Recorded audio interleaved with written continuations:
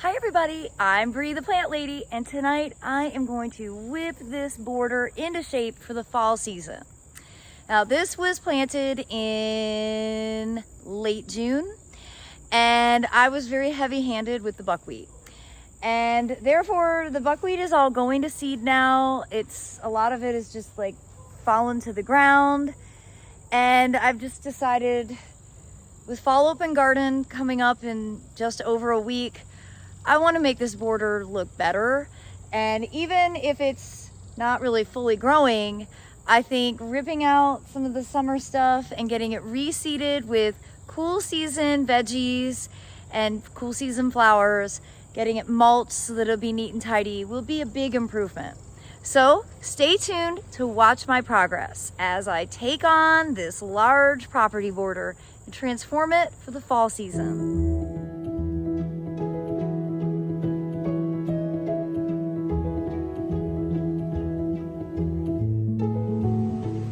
Well, it started to rain, so I'm gonna pause, and I'm certainly not gonna complain about rain, though I don't think this is gonna last that long, so hopefully I'll be able to finish. All right, 24 hours later, I'm getting back to this project. I've done a little more weeding. I went ahead and decided to rip that Band-Aid off and get the squash out. It looks significantly better without it. And I just have a few sections where there's still buckwheat that I need to pull out and do some fine weeding. I've got this really terrible plant that has established itself pretty significantly in here. It's not a great representation of it. Here we go. That is a nightmare. And it spreads really vigorously, and it's like all through here, and it's all through the lawn. So I'm gonna take some time to make sure that I really weed that out properly. I think I've also decided I'm gonna go ahead and preemptively cut out the sunflowers. I don't need the seed, and they're just getting messy. I'm also gonna cut back this Kentucky rain tree again. I don't really want it here. There's too many trees in this bed. I'm trying to exhaust it, but it keeps flushing back out. Then I also have a bunch of hydrangeas from Proven Winners that were sent to me to trial that I think I'm gonna go ahead and scatter throughout the shady sections. And I've decided I'm gonna go ahead and transplant this sick looking rhododendron to the woods edge, sort of back on the other side of that shed. So I'll be able to put a hydrangea in over here. So I'm gonna go ahead and put it on time lapse, and I'm gonna get busy whipping this bed into shape.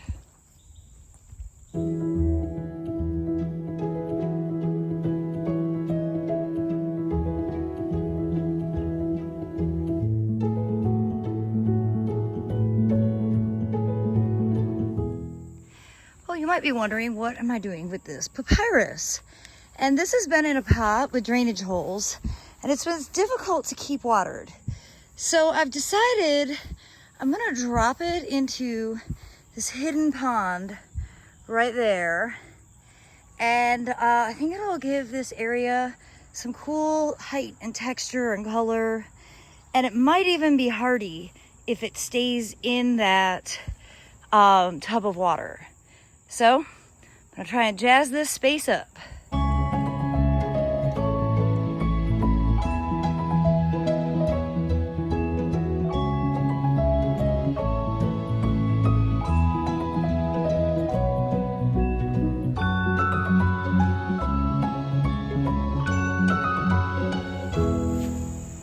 All right, so I've decided to dig up this rhododendron just because I have a whole rhododendron area that I'm developing, and last spring I accidentally pulled this out of the ground, so I know that it's not like super well rooted. It doesn't love this spot.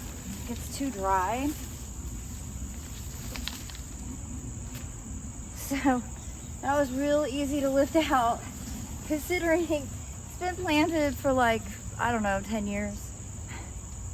I've got more of that terrible black runner colocasia occasionally sprouts up in this bed too. All right, so I'm gonna carry this over to the fence line, go ahead and get it transplanted. And then I'm gonna get busy putting in all of these hydrangeas. All right, for the record, I'm not sure why everybody keeps sending me hydrangeas when I've publicly said I don't want them.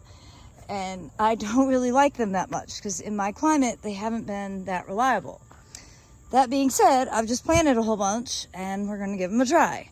So for the record, this is the one I'm most interested in. This is a hydrangea serrata.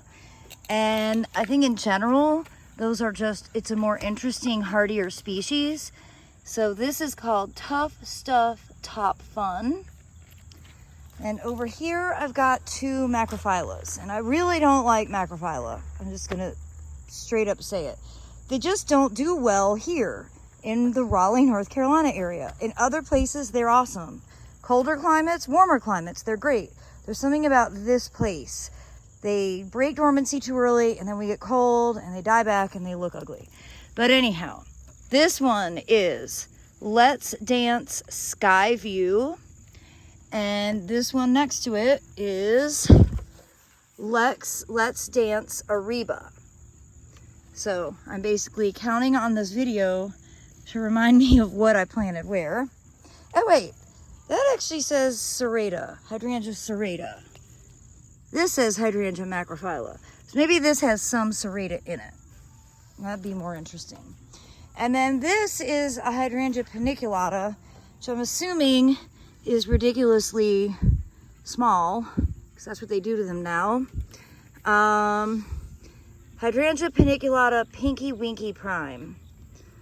I don't really know much about it, but I am intrigued with this guy. I'm not sure. That probably got shipped with it, and I'm not sure what it is. I'm gonna have to look that up.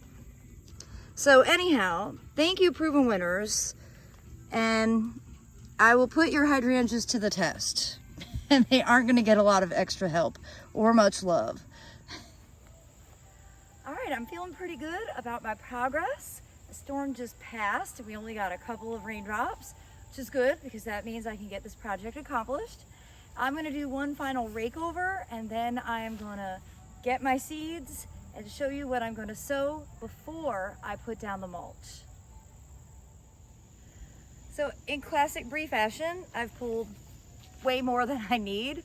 Decided I'm gonna do some nasturtiums along the front, along with a mix of different calendula. I think that will look really pretty. I also have these Canterbury bells, the Campanula medium, that I'm gonna scatter somewhere, maybe along the edge of the inside walkway. And then I also have spinach that I was gonna seed along edges as well, so it'd be easy to harvest.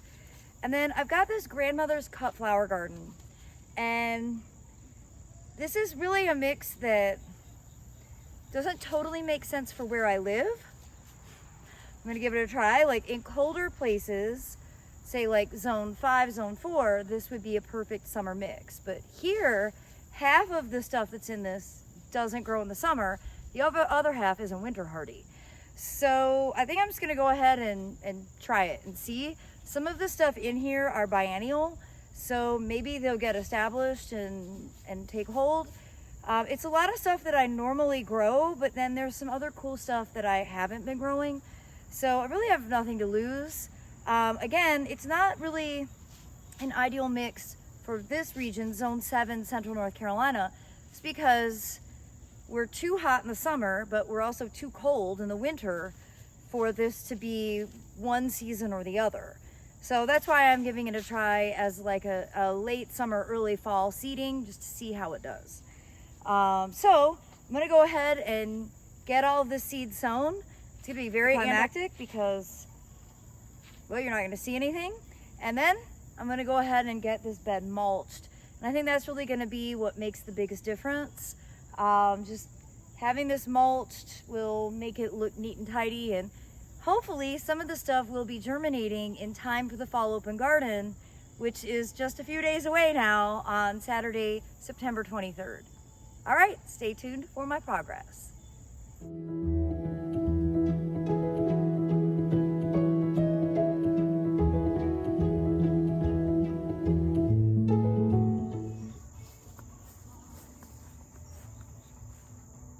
definitely one of those jobs where I'm only gonna get dirtier the more I work, and I have definitely earned a Hoogarten.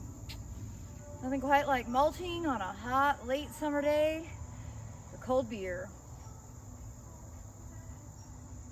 All right, that gives me the energy to do at least 6 more loads. Then I'll have this bed completely mulched, and I can check this off my to-do list.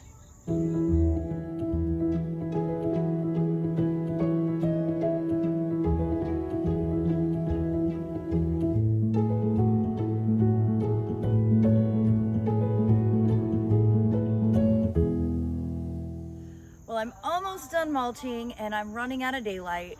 But I hope you'll agree that this bed looks a lot neater and tidier than it did when I started. Now, it's important to note, I am doing this very late summer seeding with the expectation that I'm gonna seed it again sometime December, January with a cool season cottage garden mix.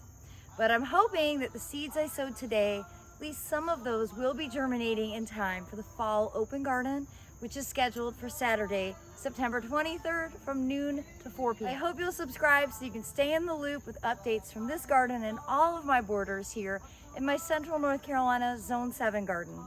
As always, thanks so much for watching, everybody. Happy gardening.